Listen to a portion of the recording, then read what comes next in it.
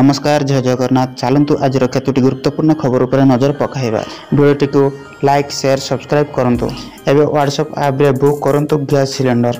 प्राय समय देखा जाए कि रोषे करुवा समय अचानक गैस सिलेंडर रु गैस सरी जाए। एही कारणरू आमको बहुत असुविधा सम्मुखीन हेबाकु पड़िथाए। बाहरु खाइबा मगाइबाकु पड़िथाए किंबा बेले बेले खाली पेटर भी रहिबाकु पड़िथाए, किंतु एणिके आपनकु आउ एही असुविधार सामना करिबाकु पड़िबो नाही।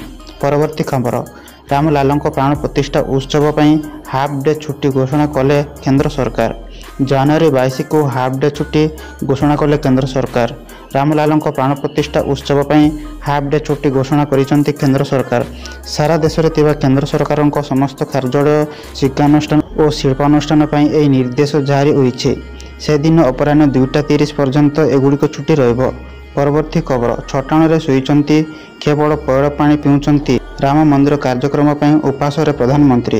अयोध्या राम मंदिर रे रामलाल प्राण प्रतिष्ठा पूर्व स्वतंत्र रीतिनीति रे रहउचंती प्रधानमंत्री नरेंद्र मोदी। सूत्रରୁ मिलुथिबा खबर अनुसार प्रधानमंत्री एवं चट्टाण शोउचंती एवं 11 दिन उपवास करी केवल पौड़ पानी पिउचंती। जनवरी 12 रे से ए रीतिनीति आरंभ करने घोषणा करथिले एवं प्राण प्रतिष्ठार ऐतिहासिक तथा शुभ उत्सव रे उपस्थित रहिबा से भाग्यवान बोली कहिथिले। परवर्ती खबर, पुरी को गला जगन्नाथ एक्सप्रेस शुभारंभ कले मुख्यमंत्री नवीन पट्टनायक। जगन्नाथ दर्शन हेबा आउरी सहज। सुदूर सुंदरगढ़ एवं कि सीमांत नुहापड़ा यात्री माने पुरी को आरामदायक यातायात करने सुविधा पाइबे, ताहा पुणी सुलभ मूल्य रे, कारण आज श्रीक्षेत्र को गड़ब जगन्नाथ एक्सप्रेस। मुख्यमंत्री नवीन पट्टनायक जगन्नाथ एक्सप्रेस को फ्लैग अप कर शुभारंभ करिसेंती। परवर्ती खबर, ओडिशा रे भी अधा दिन छुट्टी पाई मंजूरी। प्राण प्रतिष्ठा रे खुलिबनी ऑफिस, शिक्षानुष्ठान। जनवरी 22 तारिख रे अयोध्या राम मंदिर प्राण प्रतिष्ठा पाई उत्सव मुखर होई उठिछि सारा देश। एथिपाई ओडिशा सरकार मध्य राज्यर समस्त शिक्षानुष्ठान एवं सरकारी ऑफिस को छुट्टी प्रदान करिसेंती। एही दिन अधा दिन पाई छुट्टी घोषणा करिसेंती राज्य सरकार। जनवरी 22 तारिख को राज्य सरकार मध्य छुट्टी भाव में घोषणा करिसेंती। परवर्ती खबर, रथरे बुड़ीगला डंगा, 14 जनक मृत्यु। एक रथरे डंगा बुड़ी जिबारु 14 जनक मृत्यु घटी। मृतकों मध्य 12 जन छात्र छात्री और 2 जन शिक्षक थिबा जणा पड़िछि। छात्र छात्री और जनक शिक्षक निखोज अछंती। गुजरात बड़ोदरार यह दुर्घटना घटी। डंगाटी 27 जन छात्र छात्री थिले। सेमाने न्यू सनराइज नामक एक गौरी स्कूल रे पढ़ती। परवर्ती खबर, क्षेत्र को केबे जीव गुआ, चाउल और दक्षिणा टंका पचारे श्रद्धालु।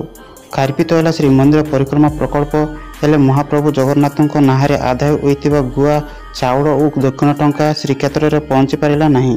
एपरिक केबे जीव, किए और केमिति नेबे से संपर्क में कई मुह खोलु नांती, जहाकु नहीं श्रद्धालु मध्य असंतोष प्रकाश पाउछि। परवर्ती खबर, लोकसभा क्षेत्र पर कांग्रेस संयोग नियुक्त। जानतु क्यों आसन में क्या मिलला दायित्व। साधारण निर्वाचन को आउ कईटा मास बाकी रही। राज्यर प्रमुख राजनैतिक दलगुड़िक निजर सांगठनिक मजबूत पाई लगी पड़ती। तृणमूल स्तर में संगठन सजाड़ा दिगरे पदक्षेप नेउछंती। एही क्रम राज्य कांग्रेस लोकसभा क्षेत्र पर संयोजक नियुक्ति करिछि। प्रदेश कांग्रेस कमिटी सभापति श्री शरद पट्टनायक सुपारिश क्रमे ओडिशा प्रभारी श्री अजय कुमार साधारण निर्वाचन 2024 में ओडिशार समस्त लोकसभा क्षेत्र निमंते निर्म संयोजक मानक नियुक्ति करिसेंती। परवर्ती खबर, कोयला व्यवसायी घरे आयकर विभागर बड़ धरणर रेड। पुणी आयकर विभागर बड़ धरणर चढ़ाऊ छत्तीसगढ़ और ओडिशा पुणी एककालीन बड़ धरणर रेड करुच्ची आयकर विभाग। विशिष्ट कोयला व्यवसायी घनश्याम डालमिया विभिन्न ठिकाणार चढ़ाऊ करिछि आयकर विभाग। बंटी डालमिया सुंदरगढ़ और छत्तीसगढ़ रायगढ़ विशिष्ट कोयला व्यवसायी होइतिबा बेले तांकर छत्तीसगढ़, ओडिशा, मुंबई, मध्य प्रदेश रे विभिन्न स्थान रे इंडस्ट्री कोयला व्यवसाय। परवर्ती खबर, राज्य में घन कुहुड़ी सह वर्षा संभावना। राज्य में घन कुहुड़ी सह वर्षा संभावना। बंगोपसागर में सृष्टि होइतिबा लघुचाप बलय प्रभाव में राज्य में किछि स्थान रे हालुकारू मध्यम धरणर वर्षा होइतिबा बेले आकाश मेघाच्छन्न रही। हाउरी 2 दिन वर्षा संभावना रही। सेहीपरि 3 दिन घन कुहुड़ी एवं संभावना रही। परवर्ती खबर, 16 वर्षरू कम छात्र छात्री लेखाई पारिबेनी कोचिंग सेंटर रे नाम। केंद्र शिक्षा मंत्रालय द्वारा घोषित नूतन निर्देशावली अनुसार कोचिंग सेंटर गुड़िक 16 वर्षरू कम छात्र छात्री को नाम लेखाई पारिबे नहीं। ମାଧ୍ୟମିକ ଶିକ୍ଷା ଶେଷ ହେବା ପରେ ଜଣେ ପିଲା କୋଚିଂ ସେଣ୍ଟର ଯାଇପାରିବ। ଏଥିସହ ଏଣିକି ବିଭ୍ରାନ୍ତିକର ପ୍ରତିଶ୍ରୁତି ଓ ଭଲ ମାର୍କ ଗ୍ୟାରେଣ୍ଟି ଦେଇପାରିବେ ନାହିଁ କୋଚିଂ ସେଣ୍ଟର। ପରବର୍ତ୍ତୀ ଖବର, ପ୍ରେମିକାକୁ ମାରି ଟ୍ରେନ୍ ସାମ୍ନାକୁ ଡେଇଁ ପଡ଼ିଲା ପ୍ରେମିକ। ସୁସାଇଡ୍ ନୋଟ୍ସରେ ଲେଖିଥିଲା, ଗତ 34 ଦିନ ଧରି ନିଖୋଜ ଥିବା 19 ବର୍ଷର ବାଳିକାଙ୍କ ମୃତଦେହ ମହାରାଷ୍ଟ୍ରର ନାଭି ମୁମ୍ବାଇର ଖାରଘା ଅଞ୍ଚଳରୁ ଉଦ୍ଧାର କରାଯାଇଛି।